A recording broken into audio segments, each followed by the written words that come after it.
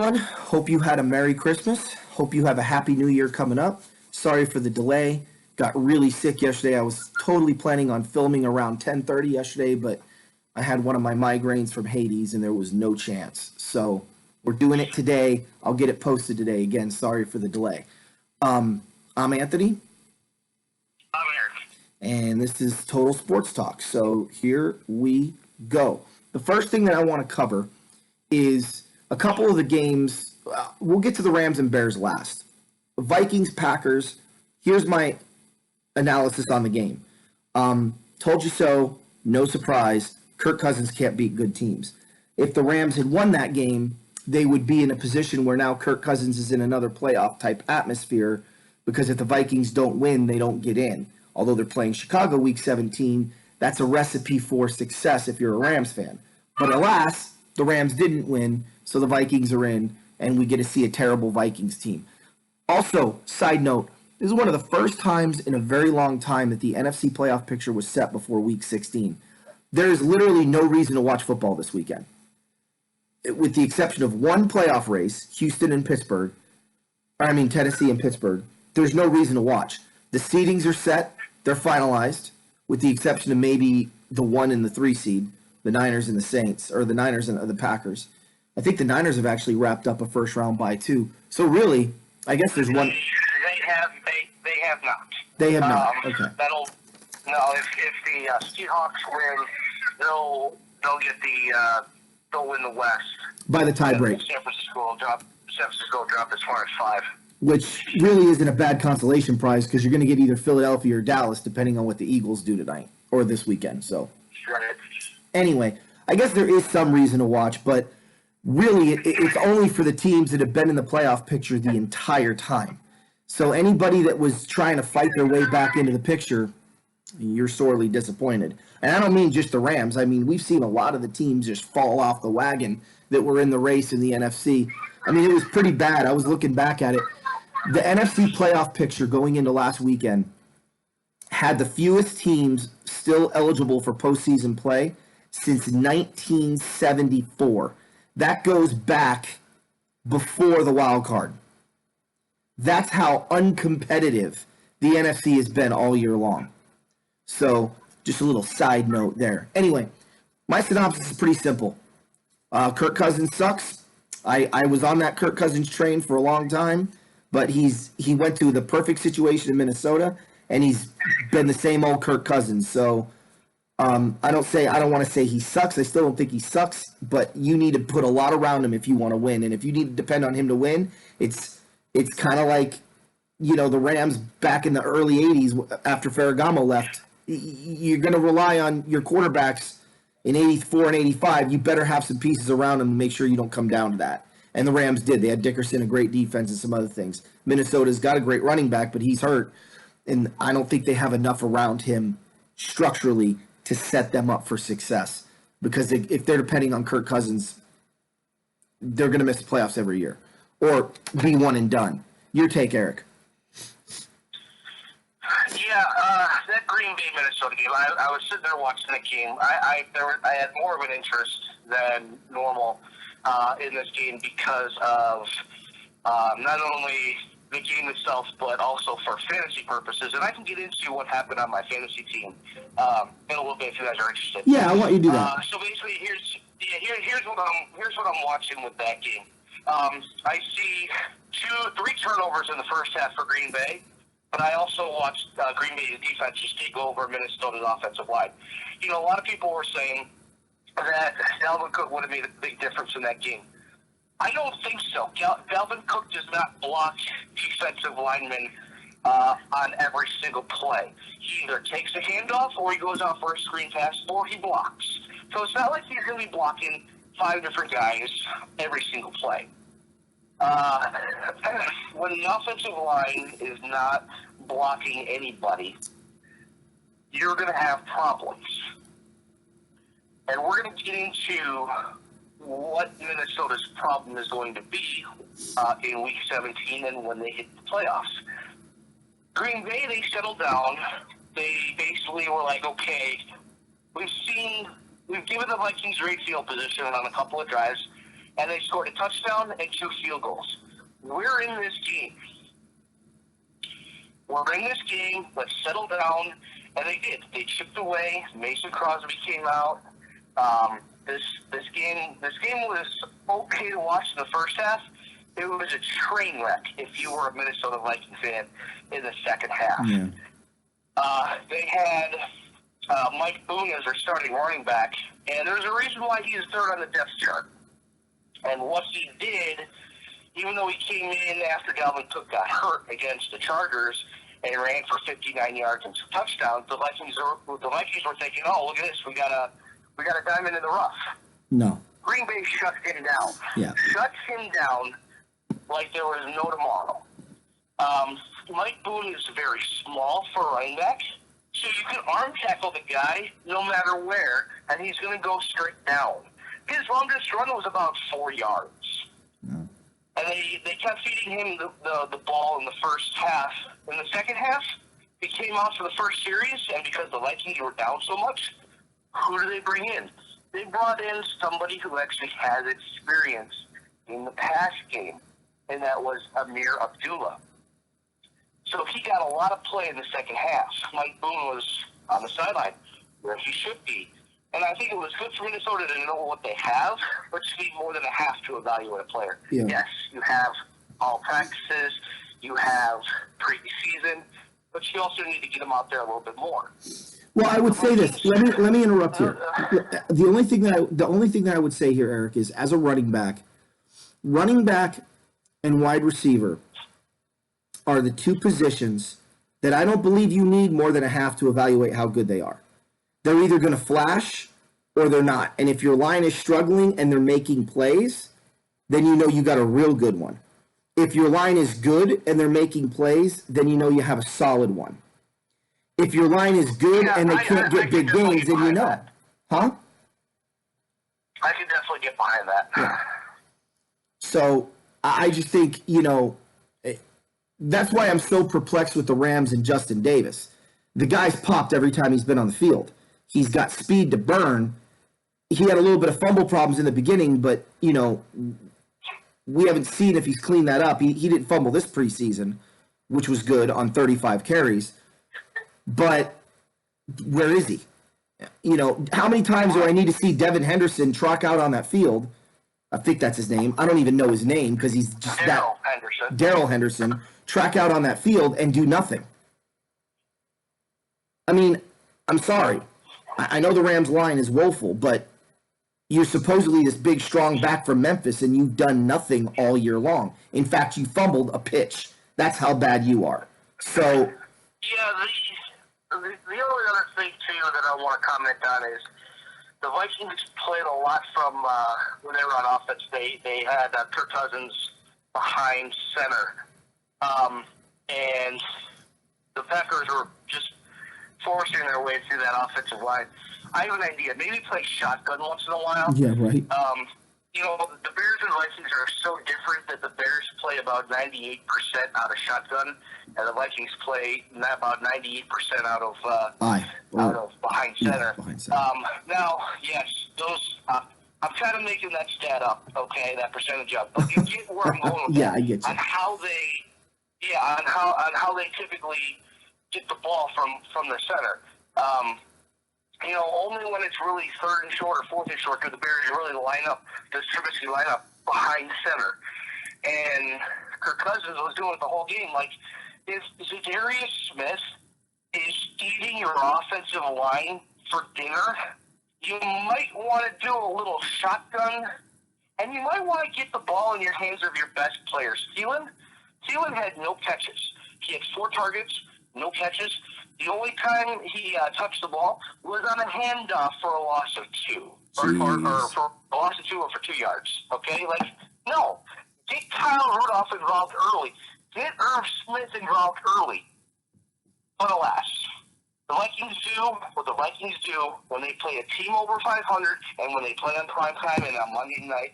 Kirk Cousins, man, good luck to you getting another guaranteed contract, because I can tell you what, your next contract's probably going to be heavily incentive laden, and while your stats going into the game on the last, what was it, each 10 games was 23 touchdowns and 3 interceptions.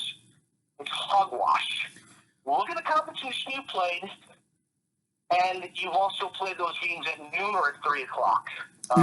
Eric, you know why Joe Montana, despite a neck injury, got a contract extension and got all of his bonus money in 1986? Because he probably played. No, he had some injuries in 86. I think he missed like half the season. What the 49ers did was brilliant. Eddie DeBartolo Jr. said the only stat that matters for me in a quarterback is wins and losses. So his contract was heavily incented based off of wins.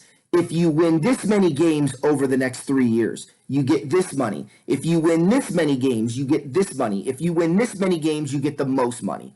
And of course, he got the most money. He also had in there if you win a Super Bowl, if you get to a Super Bowl, if you're undefeated in conference championship play during the duration of your contract. Of course, he missed on that because they lost to the Redskins in '83, which part of the reason why he was probably so pissed. But he got. I'm not wondering if that type of, if you win a Super Bowl, is kind of allowed, only because I remember when, and I'm going to switch sports here for a second, but when Kurt Schilling signed with the Red Sox, and he was pitching, he had a World Series bonus or incentive in there, and everybody kind of raised their eyebrows like, is this legal?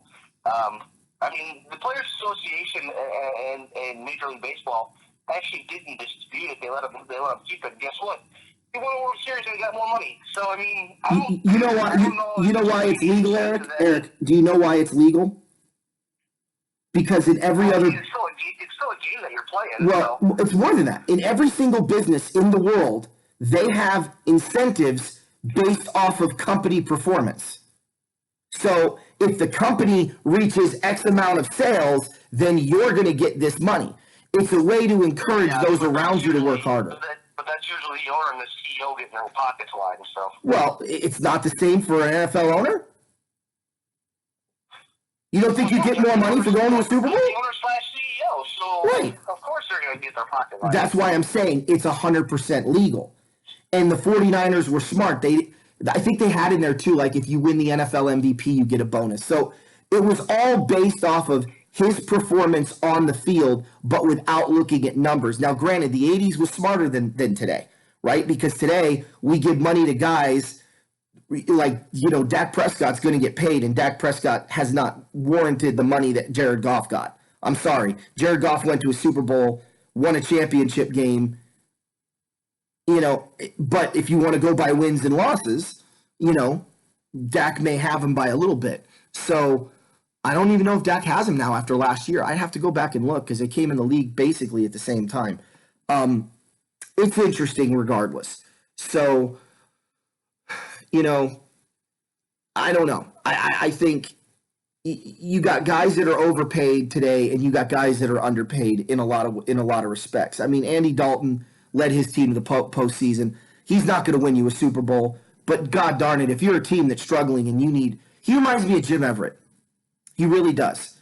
Except Jim Everett was a little bit better in postseason play when he had pieces around him, and that I'll give Jimmy Everett. I don't know if Jim Everett would have won a Super Bowl in '89 if the Rams didn't trade Eric Dickerson.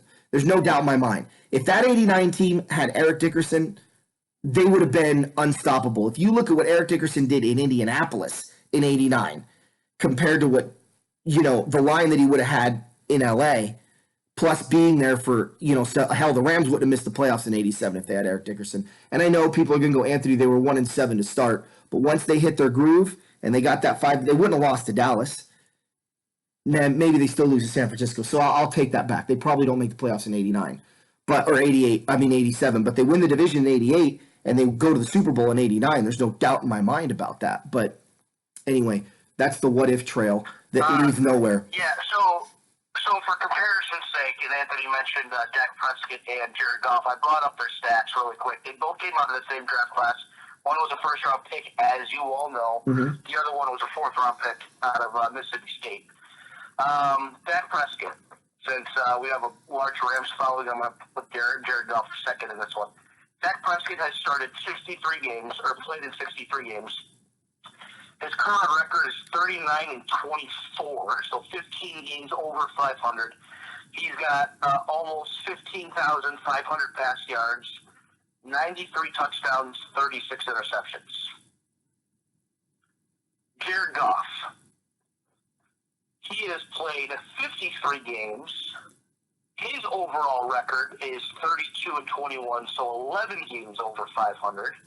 He's got on the nose 13,900 passing yards, 84 touchdowns, and 42 interceptions. So, what's his win okay, percentage? I'm not going to go into advanced metrics here. We only have so much time on the show. But just from those stats alone, Dak has so far had a better career, but hasn't got to the big game, where Jared Goff has got to the big game. I would be curious what the win percentage is, because for me, the only stat that I care about in a quarterback is completion percentage on third down. Completion percentage overall would be number 2, and number 3 is wins and losses. What's your win percentage? And he's played in less games, but he has 11. He's 11 games over 500, where Dak's only 13. But Dak's played in 11 more games. Yeah. So I'm trying to bring that up. Actually, give me a second. while you do that, let me get into my analysis of the Cleveland Brown Baltimore Raven game. Guys, I'm a Cleveland Brown fan. That's my AFC team. Newsflash for some of you that may not know. I've been a Browns fan ever since the 1987 AFC Championship game when Ernest Biner fumbled that ball and Denver recovered. I completely fell in love with the Cleveland Browns because they fought so hard. They had this amazing comeback against this team that they blew it against in 86, and that was a fun game. And I remember thinking to myself, I'm watching this one because last year was so fun. This year's got to be as good. And it didn't start out that way, and then it did. And I fell in love with Cleveland. And I really followed them hard in 88 and 89. And then, of course, they fell off the wagon a little bit, picked it back up with Belichick, and then they left for Baltimore, and that was the end of it. And ever since the Browns have returned, it's been an imposter in Cleveland Brown uniforms. But I've always appreciated the way the Cleveland Browns played the game. It used to be Rams, Redskins, Patriots, Browns. Now it's Rams, Redskins, Browns, and that's pretty much it. I kind of root for Chicago because of Eric, but I root for the Cardinals sometimes if the Rams are out of it, just because it's the local team. I don't really have a fourth team that I follow religiously, so I kind of go with players. So I liked Andy Dalton for a while, so I followed Cincinnati. I still like Andy Dalton, but the Bengals have been hard to follow the last few years. You know, I know how to pick a winner in football. What can I say? Where do you have them finishing this year? I'm not going to talk about that, Eric, because that was so long ago now. God, that was so long ago. At least when I think the Giants, they at least won 5 games. Yeah, there is that. I might have done you one better, Eric. That's for sure. Anyway, at least I didn't pick them to go to the Super Bowl, though. You had the Giants going to the Super Bowl, bro. I did have the Giants going to the Super Bowl. Yeah, you had them play the Patriots. So, I don't remember that part. Well, whatever. I played the 5th on that part. But for me, there was no surprise here. The Browns were not going to win. It was nice that they got one win against Baltimore. With this Brown team, that's all I ask for. Once they get good, I'm going to demand they beat the Ravens every year. I hate the Baltimore Ravens. And I hate the Baltimore Ravens for one reason. That's my Cleveland Browns. They took 2 Super Bowls from us, and they moved to Baltimore, and then got their Super Bowls. They can go F themselves. I will never like Baltimore. I don't care if Jesus Christ, power of Christ right here, is the quarterback of the Baltimore Ravens. I'm going to respectfully root against them. I don't like Baltimore. But they got a hell of a team this year, and they're probably going to the Super Bowl. I think their only concern is going to be playing New England in the playoffs, because Belichick doesn't lose to the same team twice in one year. He never has since he's been in New England, and I don't think he will start this year. So that'll be a real concern for Raven fans if they got to play New England again. And I wasn't saying, oh, we'll beat New England, we're going to be in Baltimore this time. That's an advantage, but so is Kansas City in Kansas City. And remember, Kansas City beat New England that year too. How did the championship game work out? Because remember, when you get to the playoffs, you're not only playing against the 11 guys on defense for New England and the 11 guys on offense, but you're going up against those 5 officials and the commissioner. So, plus, they're filming you. So they're going to have your play calls. It's a tougher atmosphere. The cards are stacked against you. Don't forget how many people they hold hostage too. Yeah, right. When they're not getting a massage done. Anyway, I digress. There's not much to say here. The Ravens were the better team, and they blew them up. And Baltimore has home field advantage throughout the playoffs. They don't have no reason to play their players this week. They're going to be resting their guys, which for me, then the only game really worth talking about in the AFC is Tennessee and Houston. Because if Tennessee wins, they're in the playoffs. They're not going to win the division, but they're in the playoffs. So, Eric, your take. Yeah, let me do the win percentage really quick for you guys. Dak Prescott has a 62% win percentage, and Jared Goff has a 60.3 win percentage. So you're really talking basically just 2%. Yeah. Is it that big of a deal? I don't know. Like, I think it's going to completely change next year, where I think one quarterback goes up and the other one goes down. We'll see. We'll see where we know where Jared Goff's going to play football next year. We don't know where Dak Prescott's going to play football next year. Yeah. I'm assuming he's going to get the franchise tag. But then the Cowboys have to say, hey, who do we want to keep, Dak or Cooper? Cooper wants to resign. Dak wants to resign. They all say they always want to resign. Hey, I say you sign the quarterback and then let the wide receiver go. And that's one heck of a wide receiver that's out there on the free agent market. That there's a team that starts with C, ends with O, with Todd in the middle, and they could use a wide receiver like that. But I don't know. However, what I didn't like, and I don't mean to go off on a different game, what I didn't like what I saw when I was watching the Dallas-Philly game was both Elliott and Cooper on the sidelines for the fourth down pass in the end zone to Michael Gallup. You need your best players out there. I don't want to hear about this rotation crap. Your season's on the line. Play like your season's on the line. Don't be on the sidelines. That shows you what kind of organization the Cowboys are and what kind of players those are.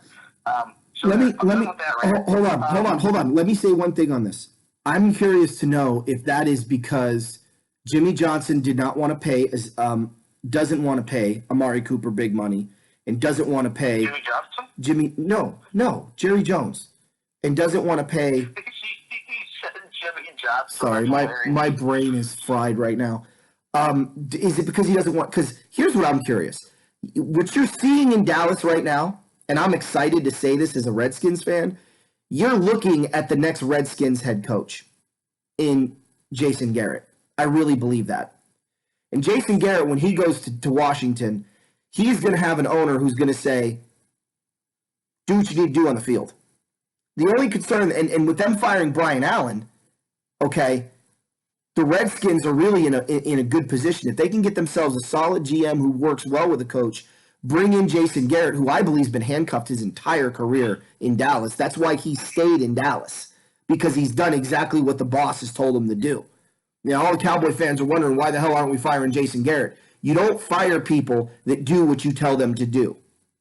And if Jason Garrett's told, you're not going to have, with the game on the line, two guys whose contracts are up in a position to max out the money, then you're going to do that as a coach. Because I can't believe in good conscience that a head coach in the NFL would be so stupid as to not put those guys in the game without. It's kind of like when Art Shell was with the Raiders. He had a mandate starting in 1990: do not play Marcus Allen. Do not play him. Now, he still played him, but he played him a lot less than Shanahan did. Shanahan got fired because of it. Art Shell kept his job. And then, of course, we know what happened with Marcus Allen when he went to Kansas City. So let's not pretend like owners don't do things like this. It's happened before. It will happen again. So anyway, that's my side note on Dallas. Go ahead. I'm surprised more players don't come out like this. Hey, no, I was benched for that last play because they want us to lose and they want to fire. They want to have a reason to fire Garrett. Like, seriously, if I were a player, I would totally say that. Yeah, but then you're going to be blackballed. What are you going to do? You're going to bench Ezekiel Elliott? Okay, I'll take my guaranteed money. That's fine. Well, but whatever. I digress. Okay, let's go to Baltimore, Cleveland. Again, I did have fantasy implications in this game too. Wow, Baltimore looked very pedestrian for 28 out of 30 minutes in the first half. It was ridiculous the way that Baltimore was playing. It's like they wanted to give the game to the Browns. And the first 28 out of 30 minutes, if you were a Browns fan, you're like, yeah, man, we got this. Like, this is great. No, you weren't. And You were waiting for the roof to fall in. And then a 2-minute warning happens. What's that? No, if you're a Browns fan, you're waiting for the roof to fall in. Right. So the Browns decided, hey, we have a really good plan here. Let's not cover Mark Andrews down the seam, wide open, with no safety help. Okay, let's execute it. Boom. Lamar Jackson was like, if I make a bad throw here, like, you could just take the MVP trophy away from me now. But like your soon-to-be MVP is going to be named right before the Super Bowl, and I hate that they do it right before the Super Bowl because I think it gets in the guys' heads, especially if they're playing in the Super Bowl. But no, Mark Andrews made probably one of the easiest catches of his career. He waltzed right into the end zone. Mm-hmm. Seriously, it was that easy. Like, you could have driven 3 semis sideways, and that's how much room he had. And then the Browns were like, oh, hey, you know what? Let's do one better. Let's throw 3 straight incomplete passes. Baker, go for it. Baker, incompletion. Baker, incompletion. Baker, incompletion. Hey, I have an idea. Let's give the Ravens the ball back. Here you go, Ravens. Here's the ball back. And Lamar Jackson's like, okay, here's a pass out to the sideline. Here's a pass down the middle. Oh, here's a few more passes. And you know what? Just for the heck of it, I'm going to run, but I'm going to run out of bounds and preserve time. And that's what the Ravens did. And then, at around like the 20 or 22-yard line, there was the corner blitz that all Lamar did was just step up, like literally 2 steps, and made the only throw that Mark Andrews could catch, and that was over the defender to the back of the end zone. He came down with it, got both feet in bounds, and that was it for the Browns. They made a little bit of a comeback in the second half, but it was a little too late. And the Browns of all teams, they're down 24-15 after they score a touchdown. 24-15. They go for 2. I get you want to get it to 7. I understand that. But in the fourth quarter is not the time to do that. Take the extra point. Get it to 1 score, and then you actually have a fighting chance. Yeah. But no, they go for 2. Baker doesn't actually throw that bad of a throw. I just think it might have been a little bit with too much heat on it. And I believe it was Seals-Jones who was a target on that 2-point conversion attempt. And it basically hit off his hand, but he had to reach out for it in front of him while he was doing a quick out to the right.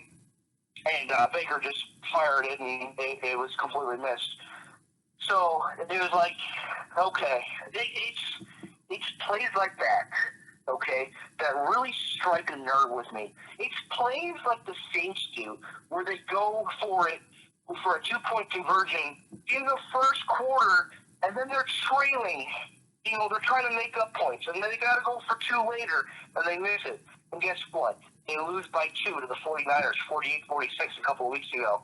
That really was a detriment to them possibly even getting a bye week, okay? So it's head-scratching plays like this that make me wonder, like, you know what?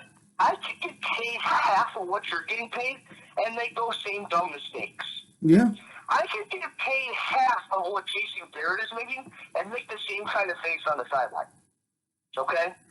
Where it's like, what's going on out here? Is there a football game being played? Yeah. Like, okay. Well, this goes back, Eric, to what I said a long time ago, which is, you know, and I'm going to touch on this here later, but it's really hard for me to give a lot of credit to Bill Belichick when you're coaching in a league today that has amateurs at the head coaching rank everywhere.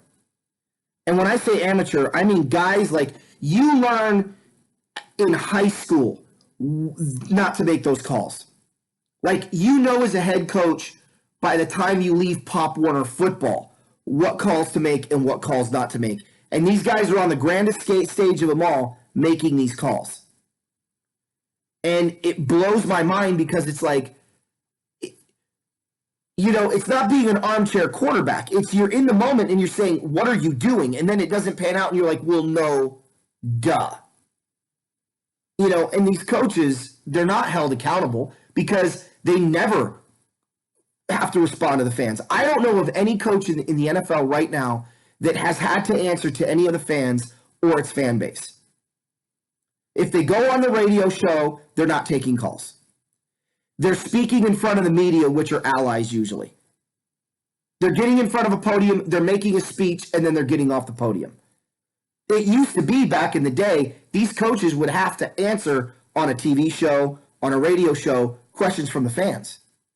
So there's a little bit more accountability there. We don't have that today, and it's very interesting because these people are not better at coaching than I am, and I don't care if it sounds like I'm tooting my own horn. Facts are facts. If I was in the NFL today, I don't even want to know what kind of impact I would have made in the league. They might be making rules against the way I coach to try and make it more fair. I don't know. I mean, they haven't done that with Belichick, so maybe they wouldn't have done that with me. But I know one thing, Belichick would have less Super Bowls because he'd have played me a few times. And, yeah, I know what you're thinking out there. Oh, my God, I can't listen to this guy. He is such an arrogant a-hole. I'm not even going to – that's fine. You don't have to believe me. I'm not going to sit here and say you have to believe me. I know what I'm talking about. I know what I am. I know how good I am at what I do. And I can't tell you how many times I've sat in front of that screen and said, this is what they're running based on that formation. And then they run it. This is how they should cover it. Let me interject here. I will tell you this about Anthony for as long as I've known him and as long as a quarterback played in the NFL, I will tell you how many times I heard, Eric, this is how you beat Peyton Manning. And he would never beat me. Yep. I seriously need about a whole cemetery's fingers. Yeah. To count how many times he said that. And don't worry. It's crazy to see. Like, he would always be like, well, this is how you got to play Peyton Manning. Or this is how you got to play this quarterback. I've heard it countless times. Like, sometimes when you hear it the first time, you're like, okay, dude, like he's in the NFL and you're sitting here in your dorm room and we're playing Madden on PlayStation. Like, come on. And it was seriously like a yearly thing. Yeah. Well, and the funny thing is, I'm sitting there watching a game 6 years ago with my wife, and they're chalking out the field goal team. It was the Redskins. We were watching a Redskin game. And the ball snapped, and I saw the kicker's approach, and I said, he just missed the extra point. Bong! Hit the upright, and it bounced back. Missed the extra point. And Kate's like, are you serious right now? I'm like, his approach was all wrong. He was all cattywampus on his approach. And she's like, who even notices that? So I can act, Yeah, the way Anthony is like that with football, I am like that with baseball. But man, I'm seriously starting to figure that out with football. And football's taking me a lot longer. And I can analyze the game a lot better now. Yeah. But it's funny. It's funny because I've been noticing that on special teams with punters too. Be like, oh no, he's faking it here. Yeah. And you can just tell. Yeah. Yeah, you got to know, and sometimes your gut feeling is right. One of the things that I will say is my greatest asset as a coach is clock management and when to call timeouts in the first half. A lot of people think clock management is have all your timeouts for the last 2 minutes of the football or the half. No, that's not true. You got 3 first downs against me on third down. You've converted 3 straight third downs. Guess what I'm doing on the next third down? I'm calling a timeout in the first half. I'm going to talk to the defense, and I'm going to remind them of what they need to do to get this stop. The amount of times I see a team, because the thing is, too, it's a rhythm thing. You convert a first down, you convert a first down, you convert another first down, that's a touchdown drive. That's a touchdown drive unless something amazingly stupid happens on their side. And if you just call a timeout and break that rhythm, it restarts the process mentally all over again for the offense. Especially now because they're coming out of the timeout and they know we only have one down to do this, and they start to question, is this the right call? What did they do? Why did they call timeout? What did they see that all that starts going through their head, and now you're in their head. But coaches don't do that. You want to know what kind of a head coach I would be? Go back and watch old Redskin games with Joe Gibbs. That's my idol. Anyway, I digress. To the Bears. Because you touched on the Brown game already. To the Bears, what I want to do this week is we're going to talk about the Rams and Bear game, and then instead of covering games next week besides the Ram and Bear game, I want to touch on two teams that are in the playoffs that one team that's in the playoffs that we're excited to see, and one team that didn't make the playoffs that we saw great improvement in, and there's hope for the fan base moving forward. And then next week we'll talk about. I think you and I might have the same team for that. Maybe not. And then what I want to do for the stretch next week is we'll talk about what the Rams and Bears need to do in the offseason to improve. I'm going to touch on some of that this week, but go ahead and hit the Bear game.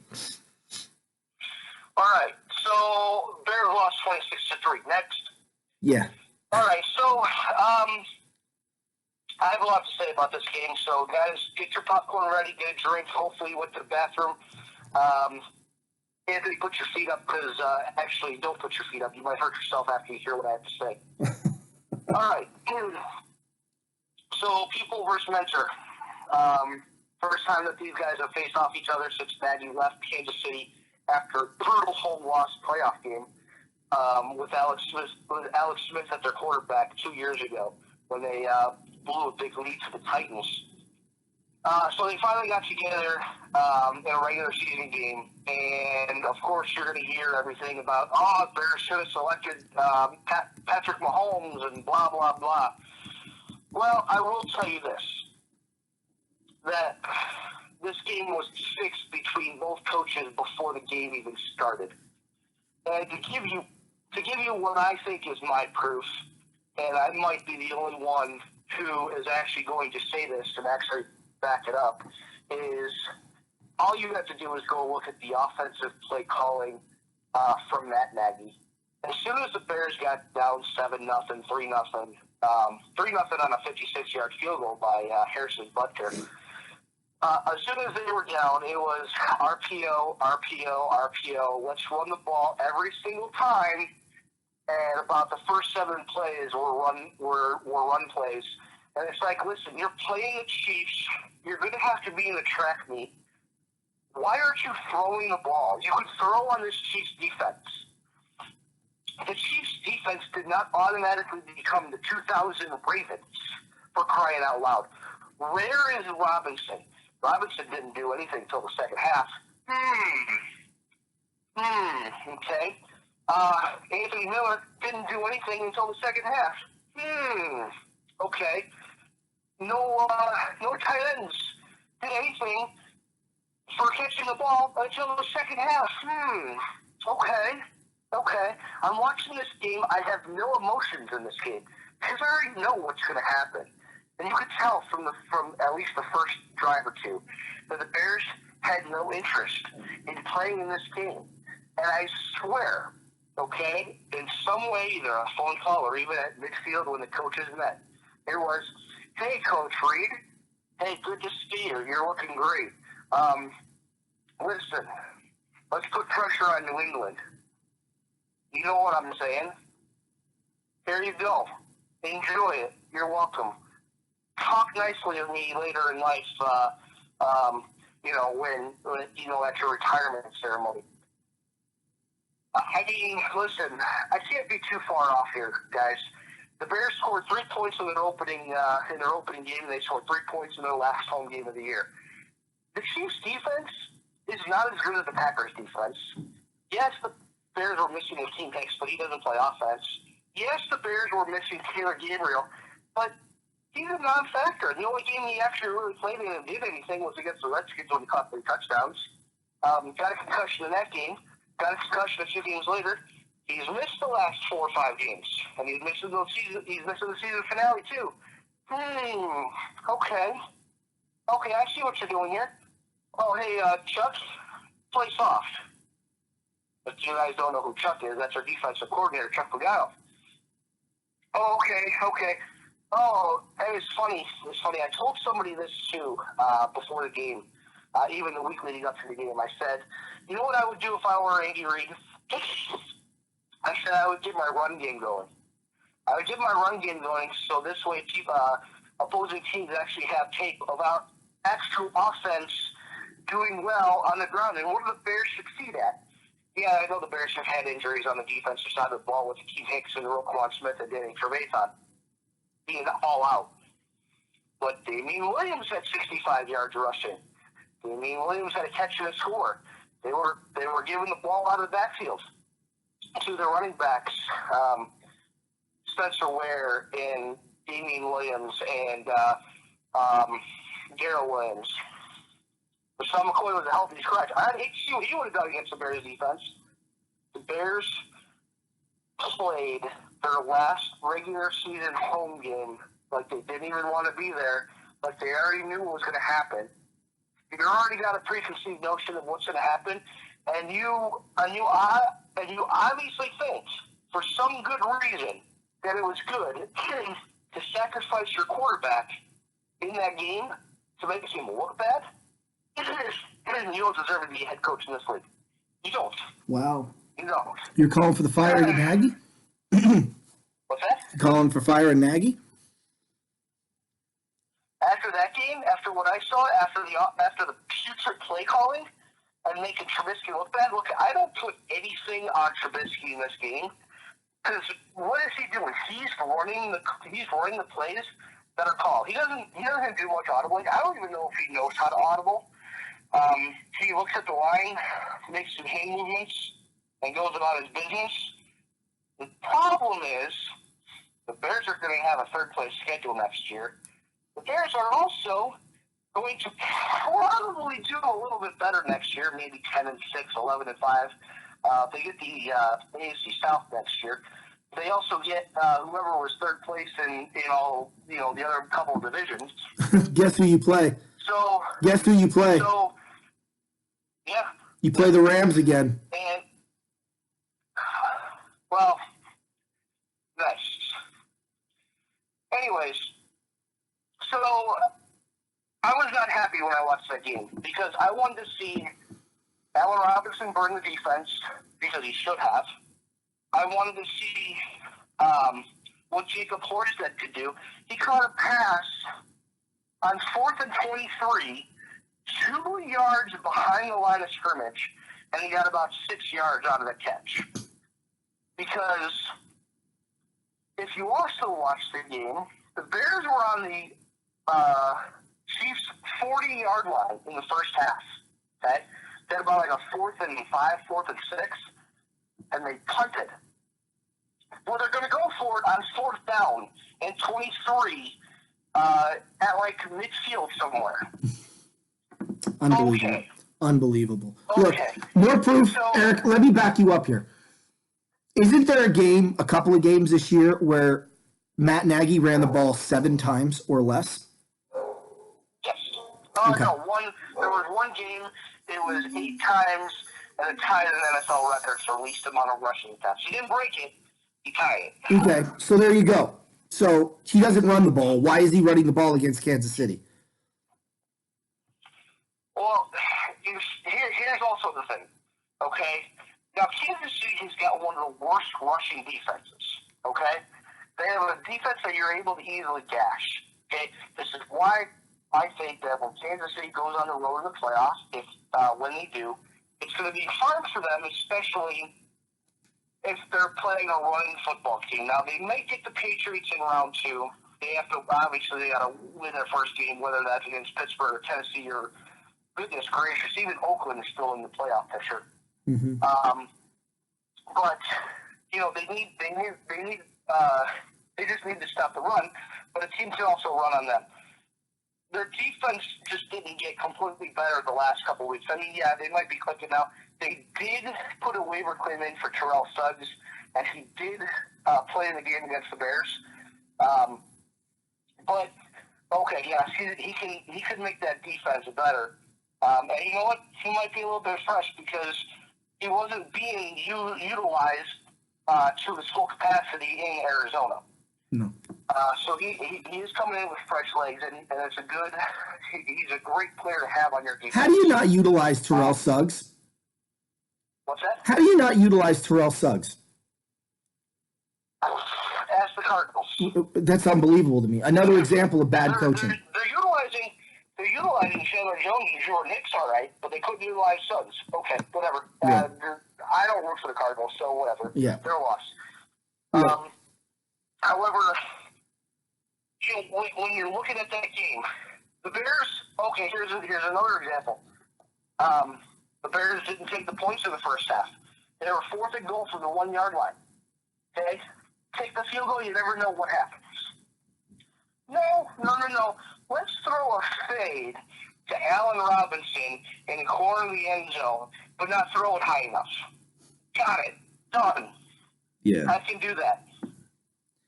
Yeah, well, they'll blame Trubisky for the execution on that play, but the bottom line is you should have kicked the field goal. Right. But it was funny because NBC sportscasting crew, Al Michaels and Chris Collinsworth, who've gotten a lot better the last few years and have done a really great job, I think, this year. Yeah.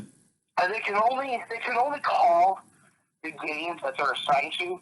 And the Bears Chiefs never got flexed out of Sunday night when the Bears lost to Green Bay, which was kind of ironic to me because apparently there's a rule in the NFL where Week 16 you can give a team up to 6 days for notice for that. So I think they were waiting, but they just never did it. Apparently, from what I understand, Fox didn't want to give up the rights to Dallas, Philly. Whatever, that's fine. Who cares? But yeah, I mean, just the horrible play calling, and it wasn't just this game. It's actually been going on all year. I mean, the play calling was a lot better against Dallas. The play calling in the second half was a lot better against Oakland when they played. But again, you need more than one game and one game every few weeks to not be asking yourself what is going on here. Yeah. And yes, I'm saying it. That Nagy threw the Bears game. Yeah. Well. And the other last point that I want to make. Okay, the Chiefs were deep inside the Bears' territory. They were in the red zone, and there's less than 2 minutes to go. And the Chiefs are running, and they're running, and they're running, and the Bears called a couple of quick timeouts. Dude, you're down 23-3 with under 2 minutes to go. Let the clock run so nobody gets seriously hurt. Right. Game's over. Stop calling timeout.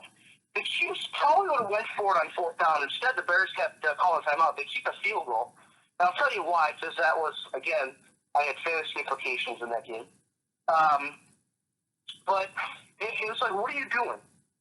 Stop calling timeout. You don't need to keep calling timeout when obviously you're not going to win. You're down by 20 with less than 2 minutes to go, and now you're going to be down by 23. You're not going to go down the field and score because you haven't done that all game. You're not going to convert a 2-point conversion, onside kick, throw a touchdown, convert 2 points, and then get another onside kick. You know what the percentage of that is? It's so low I can't even go that low. Yeah. Yeah, it's somewhere around zero. Look, all I'll say. It's just amazing to me to watch that game and show what kind of coach Ben Nagy is. All I'll say is, under no circumstance do I want the people out there listening to this to think that Eric actually thought the Bears were going to beat the Chiefs. Okay? So no, I never thought the Bears were going to beat the Chiefs. I thought the Bears were actually going to give it a competitive game. Right. That, again, if you've watched Chiefs football at all this year, okay, then you would see that they don't have the greatest defense on the face of the planet. Yeah. And you can run on the Chiefs. You can pass on the Chiefs. It's been being done the previous 15 weeks. Yeah. Excluding a bye week. Yeah. And then the Bears come in and they're like, oh, we're going to run 18 straight times, and then we're going to throw a 2-yard dump off behind the line of scrimmage on 4th down because that's a recipe for winning. Now, No, not at all. No, I didn't pick the Bears to win the game at all. I had a notion earlier in the week to actually go to this game because tickets were actually going to be pretty cheap. I'm glad I didn't waste my money. Yeah, no kidding, right? Okay. The Rams and 49ers. This is the one everyone has been bugging me about. So the Rams are officially eliminated for the playoffs. A little bit of a surprise. Really disappointed. I thought this team was good enough to at least get in the postseason. I didn't think they'd do anything in the playoffs, but certainly good enough to get there. Now, that being said, I didn't expect Seattle to – I didn't expect Russell Wilson to be able – what bothers me about today's football is one guy can win a game. That never used to be the case. Joe Montana didn't win games by himself, right? Dan Marino didn't win games by himself. There was a stretch there where Dan Marino didn't make the playoffs from 86 to 1989.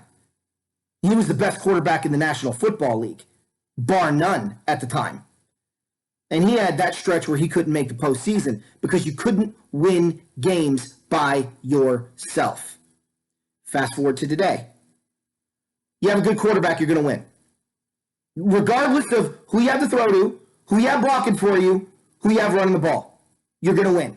As long as your front five are capable of protecting them, you'll win. Because the game is so skewed in the quarterback's favor that you'll win. And teams don't run the ball anymore. And teams don't know how to play defense. So when you get ahead by a little bit, they freak out, and then you're able to expand your lead or keep the lead or whatever. The other team's just going to throw the ball over the lot anyway and give you as many opportunities as you need to win. It's a different era of football. And I hate to say it, but this is why it's getting unwatchable. Because it's like the NBA. You have one good guy, you're going to win. You have 5 talented guys that aren't good, but they're talented, you're not going to win. That's not true in the NBA anymore. It absolutely is true in the NBA. Look at the playoff teams right now. No, the Lakers have LeBron and Anthony Davis. The Clippers have Paul George and Kawhi Leonard. Yeah. I mean, the Bucks may be the only exception to the rule because the only guy I know on Milwaukee is Giannis. Okay, but the days of the Detroit Pistons in 2004, where you had a Tayshaun Prince, a Ben Wallace, a Richard Hamilton, a Chauncey Billups, you had Corin Williamson coming off the bench. You had well, yeah, because everybody wants to play with their best friend now. Well, I'm just saying, you had a team. You don't have a team anymore. Yeah, that was a team. You don't have a team anymore. You got a guy and his 3 best friends, and they're just playing street ball basically. Yeah, that's what I'm saying. It's gotten unwatchable. I'm watching old NBA games right now. I'm just watching the Bulls and Cavs game from '88 in the first round, game 1. Basketball was played. It was fun. It was actually fun to watch back then. They say that the '80s and '90s was the NBA's golden era. I can see why. The NFL, it's fallen from grace. It's unwatchable. Because you have a quarterback like Jared Goff, who's a good quarterback, who's got good pieces around him, right? The line is terrible. And I'm forced to watch Russell Wilson in the playoffs with that team. With that team. They're so depleted at running back, they got to go get a retired Marshawn Lynch again. And Robert Turbin, right? You've got no one on defense that's even close to being good that you could really put your thumb on and say, yeah, that guy's going to carry the defense, especially at linebacker. Wagner's over the hill. Their corners are not very good. I mean, the Rams beat them for crying out loud. The Cardinals beat them for crying out loud. But that team's going to the playoffs, and the Rams are sitting at home. And that's, you're just being bitter because the Rams lost and they're on the play. I'm just saying, the state of football, I don't know what the NFL was thinking when they put this playoff picture together in March. I really don't. To not have the Rams, who are in LA, who are always going to be struggling for that attention, not at least in the conversation by week 17, and to have a team like Seattle in, whose homeless problems are so bad that people have to walk over bodies just to get to the stadium. Although LA is not much better. Yeah, I don't know. I don't know the logic. I know one thing. I'm kind of glad the Rams are not in the playoffs, and I'll tell you why. I don't have to watch. I'm not watching a single playoff game this year. I don't care about. Look, I know New England and Baltimore are going to be in the championship game, and I know it's going to either be Green Bay against San Francisco, Green Bay against New Orleans. It's going to be one of the big quarterbacks, New Orleans, Seattle, or San Francisco. A combination of those three, two of those three are going to be playing each other in the NFC Championship game. Bet on it. So I don't care about Philly. I don't care about Dallas if they make it. I don't care about Minnesota. There's no interest whatsoever in my mind in watching a Seahawks game. The 49ers are probably the most entertaining team to watch, but I'm a Rams fan and they're the 49ers. The Packers, forget. That is the most garbage team I've seen since the 15-1 Packer team that lost to the Giants in the first round or divisional playoff round. That's how bad this Packer team is. But yet, they may have a first-round bye and they're in the playoffs. I don't care. And none of those Super Bowl formats am I looking at going, can't wait to see that. Drew Brees versus Tom Brady, you can miss me with that. You could call that one the geriatric Super Bowl, okay? That's going to be tough to watch. Baltimore, San Francisco, been there, done that. It's going to be two running teams. It'll be a short Super Bowl. There's that. What? Kansas City against Russell Wilson? Really? That's the best the NFL has in 2019. So, for me, it's a little bit of a relief because I don't have to worry about watching the playoffs. I have no interest in it. There's nobody. The only team that I would remotely watch in the Super Bowl is Buffalo. Just because it's such an oddity. And if they were to get there, it would be such a story that I would have to watch it. Maybe Tennessee, too. But those teams aren't. We know they're not. They're going to be one and done. So, now, to the game. I told you guys Jared Goff would play out of his mind. The pick six was his worst throw of his NFL career. And the fact that it came in year 4 of his career is a little perplexing. The play calling was great. I just think the Rams went to the well too many times with that short passing game. That's what burned them on the pick six. Defensively, guys, I don't know what else to say, but the Jalen Ramsey experiment has failed. He has one interception this year as a Ram, yet somehow he made the Pro Bowl. We're still getting beat deep on big third downs at the end of games, just like we did with Aqib Talib and Marcus Peters, and we're still giving up 30 points a game on our defense against teams that we should be able to handle. I don't know what to say. This has been the Rams' MO this year. This was the Rams' MO in their losses or late in the season last year. I don't understand what you're doing. It is third and forever. Jalen Ramsey's yelling about, and maybe Taylor Rapp made a rookie mistake. It is possible. But why are you on 3rd and 16 when the Niners are clearly, it's a vert? And I would like to think there would be bracket coverage on that you'd be playing behind and Rapp would be playing on top. Not you playing 15 yards off the wide receiver and Taylor Rapp 25 feet from the sideline. I didn't understand what they were doing there. Once again, Eric Weddle, who's supposed to be the team captain on defense and communicating and getting everybody in the right place, is a no-show. He played awful in this game. You want to know why the Rams lost? Point the finger at the defense. Jared Goff threw a pick six. That ended up being the outcome of the game. So again, for you fans out there, they're like, oh, games aren't decided in the first quarter or second quarter. They're decided at the end of games. No, you idiot. They're decided throughout the game. Take that pick six away. Rams go into the half up 3. The Niners never get that touchdown. Throughout the course of the game, it matters. Don't be an idiot. Don't be drinking the Kool-Aid that the NFL Network and these morons have told you.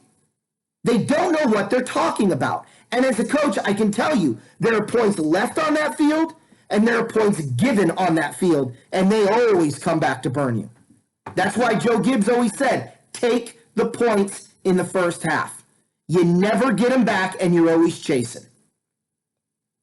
It's just common sense. I don't care if you have fourth and a pubic hair at the goal line in the first quarter. Kick the field goal. Oh, you quarterback sneak it and you can go in. You could. Or you could fumble it, they could pick it up and take it to the house, or you could get stuffed and you never got those 3 points. And then at the end of the game, 90% of the time, you're going to lose by 3 points. Go, oh, we could have been in overtime. Or you lose by 2 points. Oh, we would have won the game. It matters. It's actually 85%. That's a real statistic. If you leave points on the field in the first half, 85% of the time it comes back and burns you. At least that was the statistic as of 2018. I don't know if it's changed this year because I haven't watched every game like I used to. Anyway, so, Jalen Ramsey, I'm sorry to say it, but the first thing the Rams got to do if they want to have money to sign people that matter, they need to let Ramsey go. They got to cut that. Nice having you. The experiment failed. You didn't produce. Good luck in your future endeavors. Free up that cap money for guys you're going to need to re-sign like Cooper Kupp and free agents that you're going to need to pick to address the problem. Jared Goff, did he earn his money this year? No. He earned his money last year. And unfortunately this year, he didn't produce as well as we would have liked. But again, no quarterback can produce when you're hit in over 80% of your drop back passes. I'm sorry. I'm going to keep pounding that because it needs to be hit. The O-line that the Rams put in front of this offense to start the year was abysmal. It was a concern from the beginning, and that fruit bared this year, and I was right. And now everyone all of a sudden wants to ignore that statement in the beginning of the year and point the finger at Jared Goff. What are you doing? I told you guys Goff was going to have a bad year. I told you this team was going to struggle this year because they didn't address the line. They let Saffold go inexplicably while Sullivan retired. That crippled us. That absolutely crippled us. You put a career left tackle at left guard, and then you have the worst right tackle in professional football starting for half of the season, and you're surprised at the results? For me, it's a lost year, but here's the silver lining. I'm excited for this game coming up. Here's why. And I think the Rams will win. If the Rams beat the Arizona Cardinals in Week 17, they become John McVay. I almost called him John McVay. Sean McVay becomes the first coach in Ram history since John Robinson to have 3 straight winning seasons to start his career. At 9-7, John Robinson went 9-7, 10-6, 11-5. We know how the 11-5 season ended. Shut up, Eric. Other than that, you have to go all the way back. I guess Ray Malavasi would qualify because he came in 78 and 79 and 80. And Chuck Knox. Those are the last 3 coaches to start off with winning records their first 3 years. So kudos to Sean McVay. He could do something that the Rams haven't done since John Robinson in 83 through 85. And John Robinson actually had 4 winning seasons because 86, they went 10-6. All 4 years were playoff years, by the way. So the fact that the Rams are 9-7 and going to miss sucks, but is still okay in my book. Look, I want to just cover this really quick. Rams and Cardinals, and then we'll jump into the Bears and Vikings. Rams and Cardinals, for me, it's really simple. The Rams have a lot to play for. A winning record, pride, and they don't want to lose to the Cardinals. Sean McVay does not want to lose to this up-and-coming coach who's, supposedly the next Sean McVay. So there's an edge there for him. Todd Gurley has an outside chance at 1,000 yards still. I don't think he's going to miss out on that. And Jared Goff has a chance to end the season with more touchdowns than interceptions for the 3rd time in his career. I don't think he wants to lose that opportunity. So I think you're going to see that. Tyler Higbee has a really good shot at getting 800-900 yards receiving this year. I believe Robert Woods has already got 1,000 yards, but Cooper Kupp is outside 1,000. He's on pace for it. defensively. Aaron Donald wants to end on a good. Cooper's over 1,000. Oh, he is over 1,000. Okay, he's over 1,000. So they're okay there. Is Robert Woods over 1,000? I believe he is. That I have to check. But the bottom line is the Rams have a lot to play for on the offensive side of the ball. On the defense side of the ball, there's still a lot to play for, right? You've got guys that are still trying to figure out contracts. Brockers, Littleton. These are guys the Rams need to sign. Jalen Ramsey can go. We need to re-sign those two. But if we're going to re-sign Jalen, then we got to re-sign Littleton and let Brockers walk, which is going to pain me to see because Brockers has been a linchpin in that defensive line for years. So I just think overall the Rams have a lot to play for. Kyler Murray is doubtful for this game on Sunday. If that changes a little bit of the outcome. If Murray doesn't play and the Rams are at home against the Cardinals, I think the Rams are going to roll this thing 34-7. If Kyler Murray plays, then I think it's probably going to be like a 27-20 type of football game. It's going to be competitive, but I think at the end of the day, I think the Rams will still walk out of there with a W just because there's too much to play for. And I don't like what the Cardinals have done, letting Suggs go defensively. I don't think they can cover and compete with what the Rams can put on the field, Eric. Your take? My take is this. Kyler Murray is a game-time decision, so obviously you're not going to know until about an hour and a half before kickoff what he's doing. But if Brett Hundley's under center, I think you win by 3 scores. With Kyler Murray, I still think you win by double digits. Oh, wow. Okay. This Cardinals team is up and down. It's coming off of a high in Seattle where Kenyon Drake just ran over the Seahawks defense. But I think obviously I know for a fact that the Rams run defense outside of the Cowboys game is a heck of a lot better than the Seahawks defense. Yeah. Run defense, that is. I mean, yes, I know the Seahawks were missing Clowney and Shaquille Griffin, I believe. But the Rams still have more playmakers on defense than the Seahawks do. For the Rams, Woods and Kupp are over 1,000. Okay. They're actually both at 1,000, over 1,060 yards. They're actually 5 yards separating each other. So Woods has really come on. I do like what I've seen out of Robert Woods.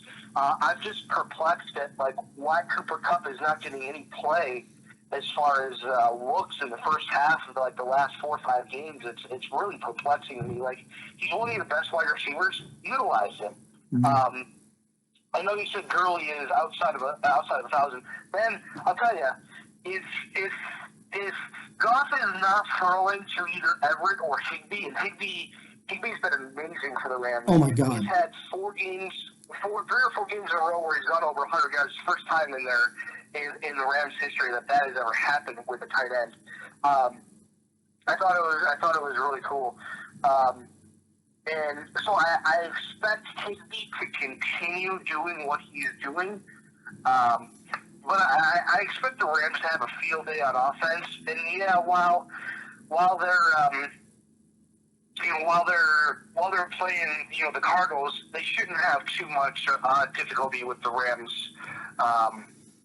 With the Cardinals offense, as long as they keep Murray if he plays in check. I mean, I really don't think Murray's gonna move around as much. He's gonna drop back and pass, or he's going to hand the ball off to Drake.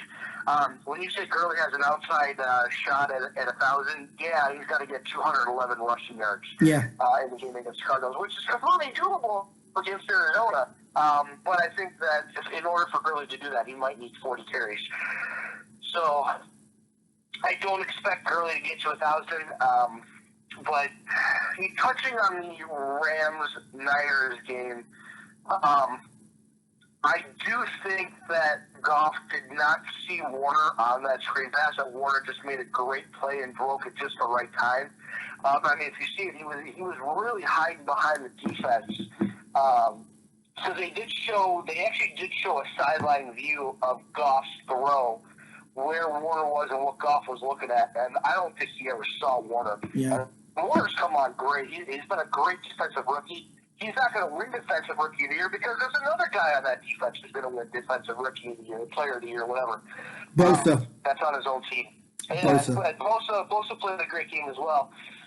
Listen, there were two bad plays that I thought by the Rams. Let me rephrase that. There were three bad plays by the Rams throughout the whole game that I thought really went into the Rams losing by 3. Again, the team could have went either way. And yeah, there was a pick 6 right before the half. That was bad, and then the 2 3rd and 16 conversions by the Niners. I really thought the Bears were playing defense in that last drive because it really looked like a Bears defense to me. And I was texting Anthony back and forth, and he was all upset about the Warner pick. He's like, "Oh, that should have happened," and I was like, "I don't think he saw him really." Sometimes you just don't see a guy. But I'll tell you this: Taylor Rapp, outside of one play, Yeah. you guys are gonna really like this kid. Oh, I'm sold on him. I want to say one thing. Go ahead. Whether it was his fault that Emmanuel Sanders got behind the defense, or whether it was Ramsey who wasn't going with them, and maybe they were off, they weren't on the same page. You could tell. I'll tell you, Taylor Rapp is going to be one heck of a player, and if he takes what he's heard from Weddle and had it go inside one year and out the other, this kid is going to be a stud for many years. Yeah. And because I've watched a lot of Pac-12 football, and Taylor Rapp was always in the back end of the Washington Huskies defense, and he was making plays, and then the Rams selected him. I was like, damn, that's a heck of a pick right there. And I know Anthony wasn't on board at first, but I think you've really come around on him. Oh, I have. That's the one thing I want to say is the Taylor Rapp mistake it's really a travesty for 2 reasons. One, he played an amazing game against San Francisco. I mean, when that kid hits you, you're tackled. There is no breaking his tackle, unlike Eric Weddle. The first 3rd and 16 is 150% on Eric Weddle's shoulders. I don't know what you're doing on 3rd and 16 sitting 20 yards back, letting the guy catch it and then running at him. Instead, you should have your feet planted at the sticks, and if he gets behind you, turn your hips and run with him, because that's a tougher throw to make than sitting there giving him 5 yards of cushion, throw it underneath, and then take your slow, untackable rear end and run at the guy and make the play. If Weddle plays defense the way every safety's taught to play defense since Pee Wee football, the Rams don't lose this game. They go into overtime, and I believe they win it. Or at the very least, it goes to overtime. And Weddle's mistake never happens. Rapp's mistake never happens. But unfortunately, Weddle is an idiot. He's a waste of money. Thank God he's going to retire. I have a question about that in a minute. I wasn't sold on him coming in. I wasn't sold on Clay Matthews coming in. And I wasn't sold on Taylor Rapp. And I wasn't sold on Darrell Henderson. And I wasn't sold on this O-line. I'm 50-50. I was right on the O-line. I was right about Henderson. I'm glad I'm wrong about Rapp. I was right about Weddle, and I'm more than 50-50, because I was right about Weddle and I was right about Matthews. And I know what you're thinking, how can you say you're right about Clay Matthews? One of the 49er touchdowns, or one of the Cowboys touchdowns, one of the 49ers touchdowns as well, came from a missed sack by Clay Matthews. If you're going to get your hands on a quarterback today, and all you have to do is sling him down to the ground without putting your body weight on him, finish the damn play. You're a how many year veteran? I expect you to make the tackle when your arms are around the guy. And the 49ers got a field goal. Actually, it wasn't a touchdown. It was a field goal because of a missed sack on his part that would have put the 49ers at a field goal range. Instead, he broke the sack, threw the completion, got the first down, put him in field goal range. So, Clay Matthews, we'll keep him. Hopefully we can build around him and not be so... We're less vulnerable with him than we are with Weddle. That much I will agree with. But anyway... I'll tell you this, but with Clay Matthews, if you really want to get the most out of him, you bring him in on obvious passing downs next year. That's the only way to do it. Use a BQM otherwise and bring him in on obvious passing downs. Let's not forget, too, guys, on this defense, before we want to get too much on the Rams defense, specifically Wade Phillips. They're depleted. There is no John Johnson III on the back end. There is no, I forget the linebacker's name that we got that was just super impressive in the preseason. I don't remember his name because he was super impressive in the preseason and suffered a season-ending injury. That linebacker was going to be our replacement for a BQM, and a BQM was going to be coming off the bench. When you can bring a BQM off the bench, you've got yourself one hell of a linebacking core in professional football. And next year, it'll be him and Abikiwam with Littleton, and you're bringing Matthews off the bench on obvious pass rushing situations and getting Abikiwam off the field. I think that'll be huge for the Rams defense, and I think they'll be an infinitely better team next year. In fact, I have high hopes for the Rams next year, but I digress. Here's my question to you before we get to the Bears. When a player retires, the money owed on his contract, does that go back to the salary cap and to the organization, or do they have to pay the guy? If there's any guaranteed money left with football and they retire, I believe that he forfeits that money. Okay, so either way, the Rams get that money back. So there's $3 million right there the Rams are going to get back from the cap because Weddle's talking about not returning next year, which is good. And another little bit of news out of LA too that there is a lot of talk about McVay not bringing Wade Phillips back next year. Oh, I think that's a mistake. But Whitworth is wanting to come back next year, so that's good. We got him for one more year, but we got to find his replacement somewhere. Okay, Eric, Bears against Vikings, go. Bears versus Vikings, okay. So I'm going to start a little off topic here. I watched a lot of football Saturday. I watched all 3 games, and I watched football Sunday, including Bears. Watched the Vikings Packers game. So I was kind of watching a little bit of football last weekend. And what really struck me, and I'm going to get to the Vikings here in a moment, when I was watching the first game of the weekend, and that was Houston at Tampa. Tampa has got a really good run defense. Like they shut down Christian McCaffrey this year. They've shut down a lot of good running backs this year. And then the Texans, who really don't have that great of a running back, but boast a heck of a quarterback and a heck of a wide receiver. Top 3 on any given Sunday in DeAndre Hopkins. I will tell you this: they looked pedestrian trying to hook up against the Tampa Bay secondary. Wow. I was waiting for Watson to have a huge day, 300-plus yards passing, a few different touchdowns to like Fells and Hopkins and maybe Fuller, but of course Fuller goes out with a hamstring injury and he's questionable for Week 17. They didn't look good, okay? And here's where I'm getting with that. The Houston Texans are talking about sitting Watson and Hopkins because the game doesn't matter to them, to the Houston Texans. If you're going to go into Week 16 and you're going to look like the back end of a donkey, you wouldn't want Week 17, whether it doesn't mean much, to get back on the right page. Yeah. Okay? You need those reps, even if it's just for a quarter. Okay? Get those reps, hook up a couple times, go take your helmet off and put the backup in. Well, here's why, too, I Eric. feel good about this. Eric, here's why, too. You got Buffalo next week. I mean, let's be honest. Kansas City's got the better record. They're going to get the worst of the 2 wildcard teams, either Pittsburgh or Tennessee, which means you're getting Buffalo. Here's the thing, though, okay? If for some reason the Chargers go into Kansas City, which I cannot see them doing, and beating the Chiefs, yeah, the Texans would want to win that game because they can get the 3 seed because they beat the Chiefs earlier this year. Yeah. Okay? They could do it. But they're talking about resting guys. And I'm sorry, but I'm not going to give the other team a leg up on if I'm going to rest guys. Either I'm going to do it and we're going to talk about it internally, or I'm not. Okay? And that leads me to the Vikings. Well, really quick, my whole feeling on resting guys at Week 17 when you're a wild card team, I think I made very clear 2 years ago. Right? When the Rams pulled that stupid stunt against the 49ers. Go ahead. Yeah. If you guys remember the movie Jurassic Park, okay, the first one, the first ever one made back in '93, and Jeff Goldblum goes into the Triceratops den, and there's that big pile of crap that's there. That was the Minnesota Vikings on Monday night, okay? Here's the thing.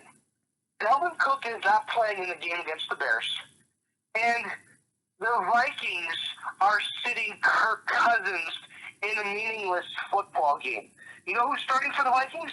Rams fans, you know, Sean Mannion. Oh, jeez. Okay.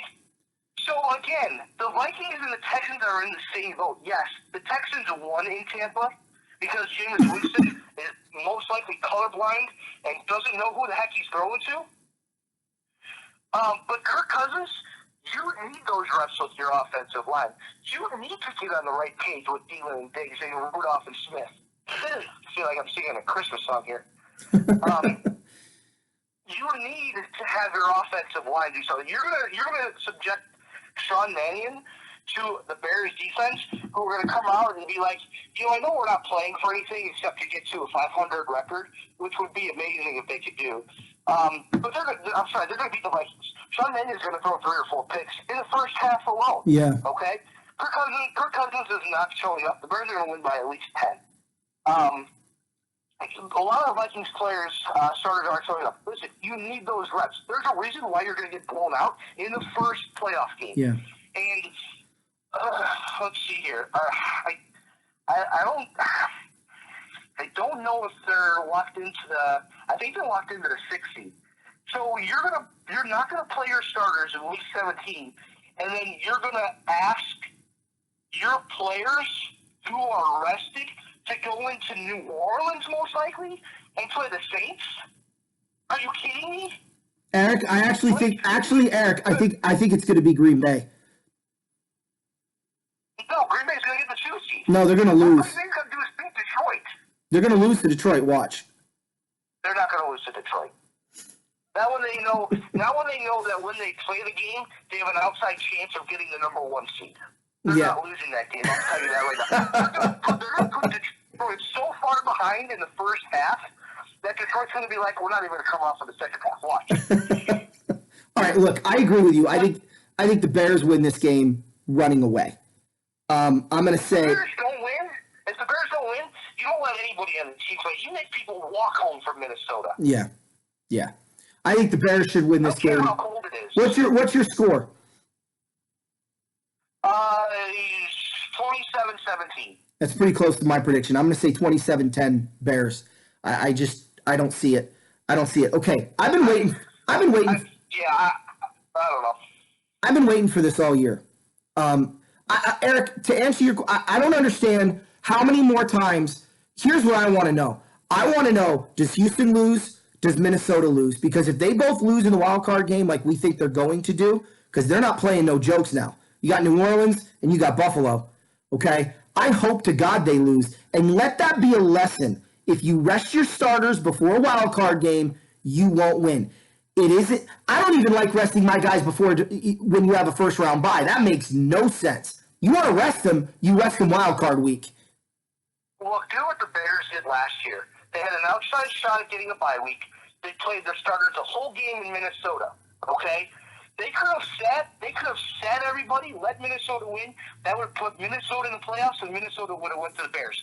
You don't mess with the football gods. No. Because they'll come back and bite you right in the rear end. They do every time. Okay, Eric, I'm going to let you go first because unlike you, I don't think we have the same team. What is the team that did not make the playoffs this year that you were most impressed with, or that you can see as an up-and-coming team for next year? Wow, okay. That didn't make the playoffs. All right. That impressed me. There's like literally 2.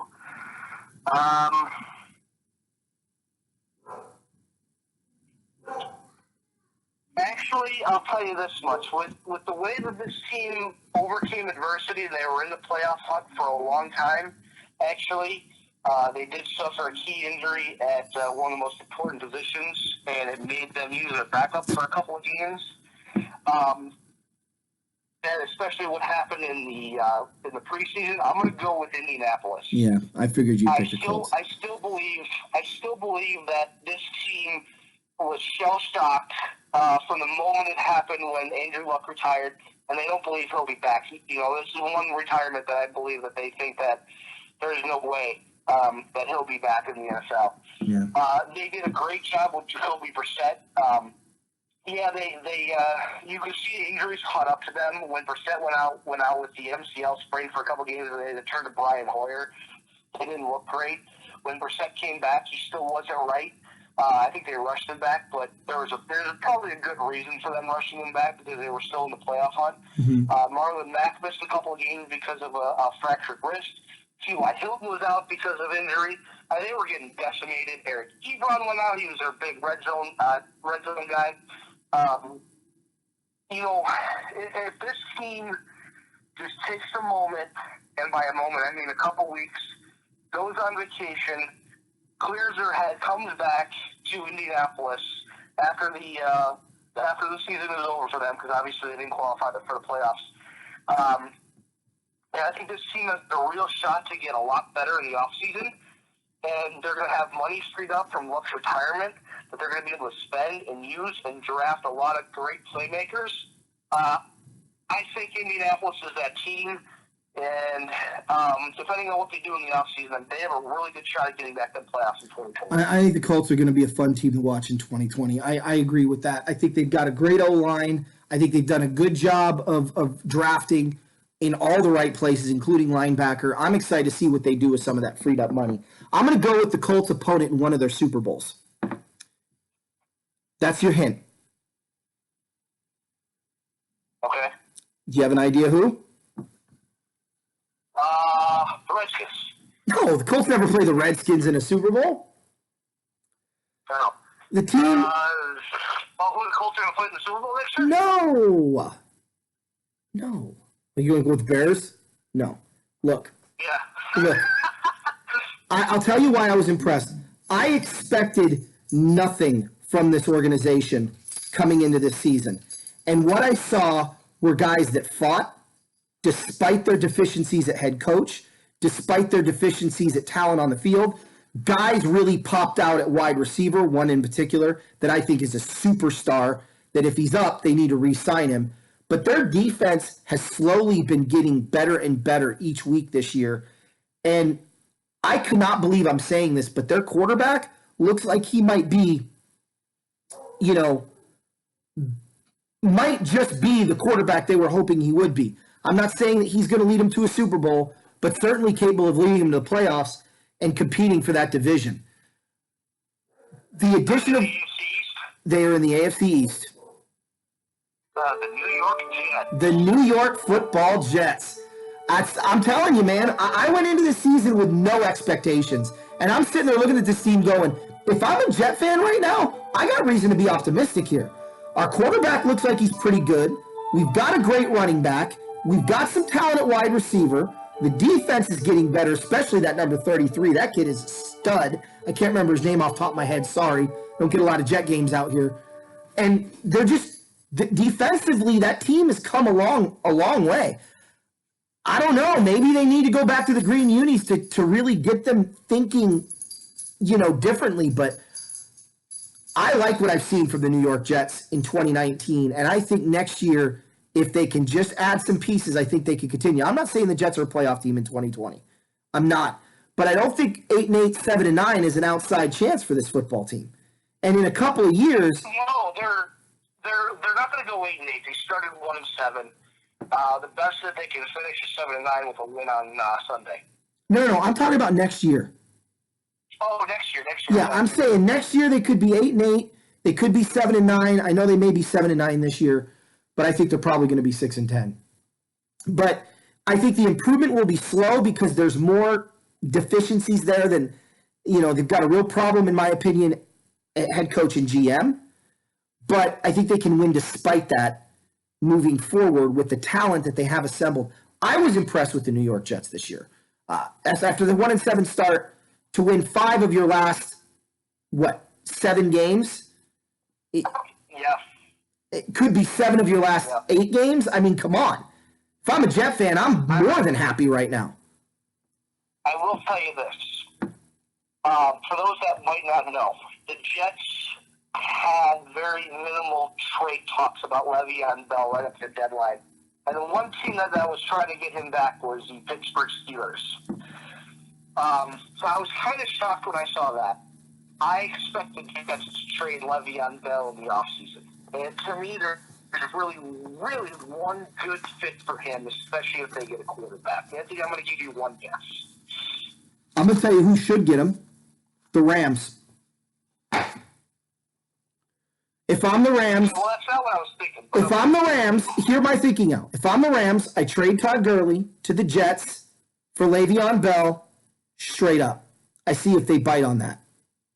If they don't, then maybe I throw in a Brandon Cooks and ask for a third or a second round pick back. That's going to free up a ton of money, and you're going to get a healthier version of Todd Gurley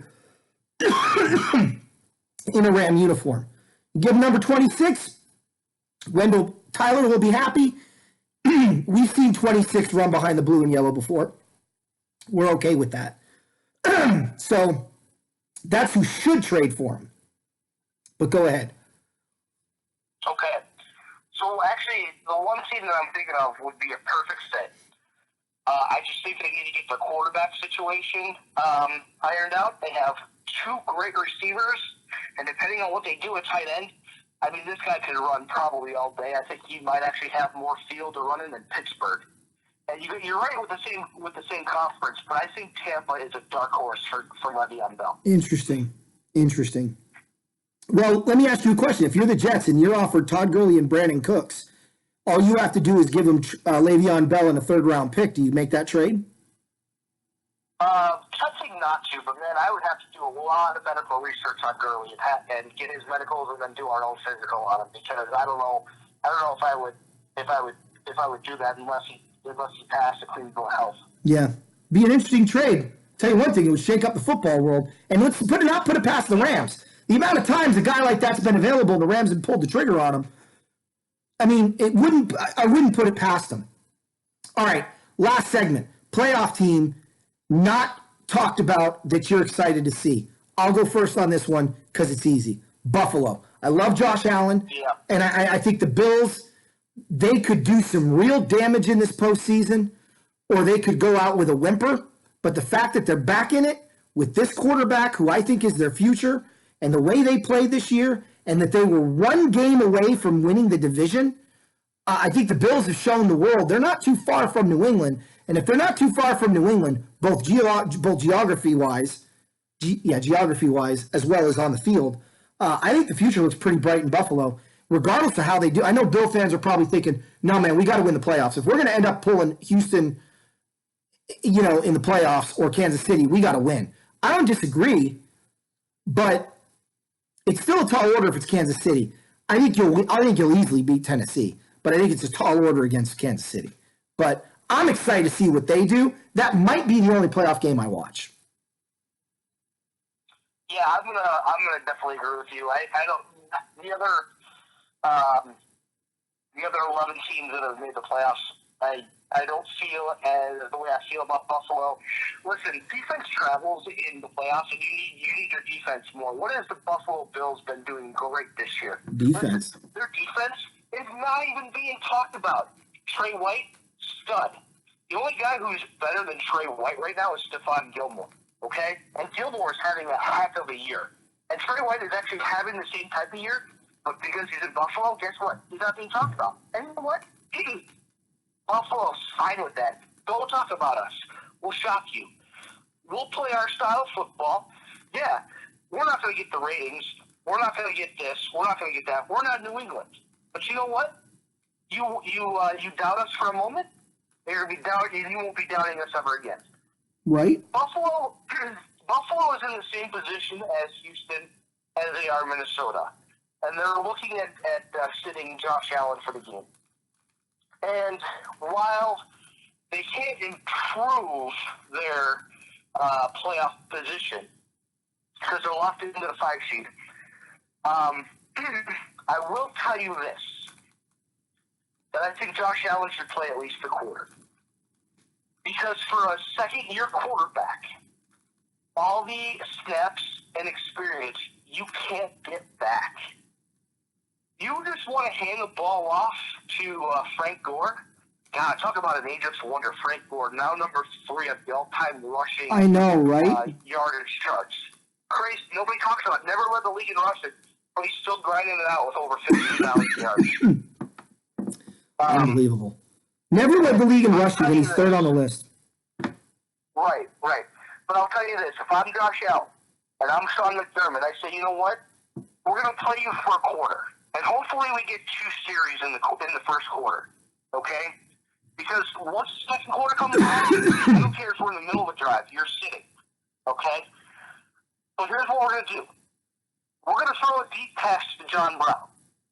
We're going to start throwing underneath passes to Dewan Knox, the tight end. Cole Beasley, you're going to get at least 3 targets. Okay? I want to see the passing game beyond point for a quarter. That's all I'm asking. I'm not asking much. Yeah. Offensive line, do your job. You get them injured, you're all getting fired. Yeah. Okay? Get some reps in. Get a little bit of Mo going. And I'm not talking about Mo Lewis. Inside joke. Yep. Mo. But get a little Mo going, okay? And then you know what? Who cares what you do the rest of the game? Let's Frank Gore run all day on the Jets if he can. Because that's who they're playing. Get some Mo in Week 17 going into Houston. Because I know darn well that Buffalo's defense is going to be top-notch against that Houston offense. Oh, yeah. And that Buffalo defense is going to pressure Deshaun Watson with no questions being asked. Yeah. Because I'm 99.95% sure that they'll play Houston unless something crazy happens in Week 17. Buffalo is going to actually give their first 2 opponents a real tough game. And I won't be surprised when they win the first game and probably lose by a field goal in the second game. Like, that's how close and that's how much fear they're going to put in their opponents. I don't think Baltimore wants to play Buffalo. Baltimore wants no part of Buffalo. The 2 Bs. Yeah. Baltimore wants no part of the Bills. They are looking at the Bills like, man, I know we beat them in Buffalo, but damn. Right? They'll gladly take the Chiefs. I know they want revenge on the Chiefs. And they're like, well, we beat New England before, and if we just stick to our game plan, they ain't beating us again. Yeah, well, guess what? But Buffalo, I know. Well, I guess we'll get there when that happens. But Buffalo could make a run. That's what's scary. Do I think they can win it? Man, they'd have to play the right NFC team to do it. But man, Buffalo's scary. Josh Allen would actually have to have a playoff games of his life, I think. You'd have to have a career year. The defense plays top notch. Yeah, no, I agree with that. All right. Well, it's a long show. You're welcome. It is a long show. I do want to add one more thing. Mm-hmm. I kept mentioning games for fantasy purposes. Yes. I was in the championship game. Against a guy. I have it's a full point per reception league. I had Christian McCaffrey that I drafted first overall in this league. And, man, thank you for catching 19 passes because that really helped. And you get 3 bonus points if you go over 100 yards receiving and or rushing, and he had 119 yards receiving, so I got 3 extra bonus points there. I also drafted Lamar Jackson too. So, I'm loving what Lamar's doing. And so what happened was it all came down to the last 2 games of the week. And I'm up by 40. No, let me say. I'm up by 47 going into Sunday night. And Harrison Butker kicks a 50-yard field goal, which is actually worth 6 points in this league that I'm in. And I'm like, man, you got to be kidding me. Dude also double doinked a freaking extra point. It was hilarious. Like, I'm like, this is unheard of. You can't get 2 double doinks in a calendar year on the same goalpost. I seriously was almost dying. And everybody's like, oh, they're trolling the Bears because the Bears had a double doink. And well, I'm like, dude, I couldn't have hit a double doink even if I tried and was given 100 opportunities. I couldn't do it. Then it came down to Monday night where I was up by 38 points. And the guy I was going against had Aaron Jones and Mike Boone. Well, we all know what happened with Mike Boone because I talked about it earlier in the show.